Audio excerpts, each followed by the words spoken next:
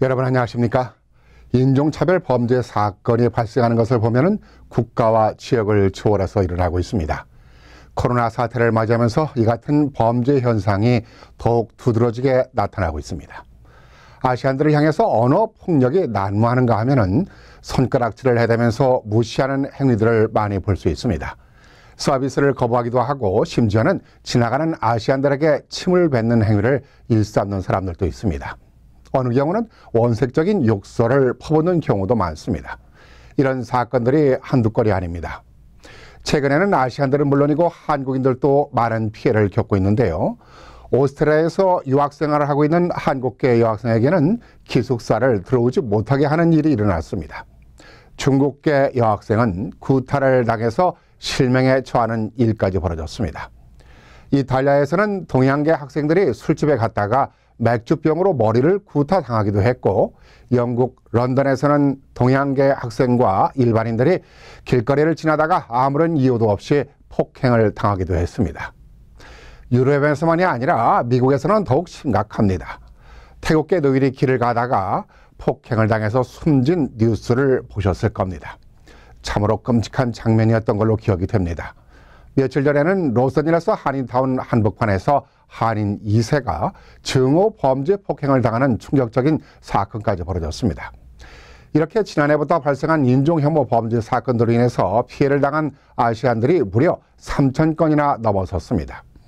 현지인들은 아무래도 코로나가 중국에서부터 시작됐기 때문에 코로나 피해의식이 폭력적인 인종혐오 범죄로 나타나고 있고, 그 대상이 중국인이나 아시안들에게 향하고 있습니다. 그래서 그런지 인종혐오 범죄 사건에 중국인들이 45%로 가장 많은 피해를 당했습니다.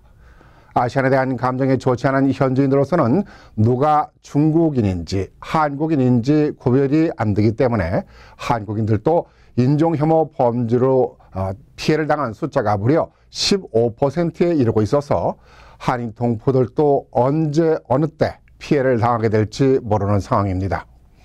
일찍 미국에서는 지난 1964년에 인종이나 피부색은 물론이고 종교와 성별 그리고 나라에 따른 차별을 금지하는 민권법이 만들어졌습니다. 이 법으로 인해서 일정 부분 인종차별 반대에 영향을 끼치고 있지만 근본적인 인종범죄 사건에 대한 문제는 해결되지 못하고 있습니다. 이 때문에 아시안들은 보다 적극적인 대응 방안으로 인종차별 규탄 대회도 열고 인종차별을 반대하는 결의안까지 2번씩이나 만들었지만은 이조차도 별다른 효과를 보지 못하고 있습니다.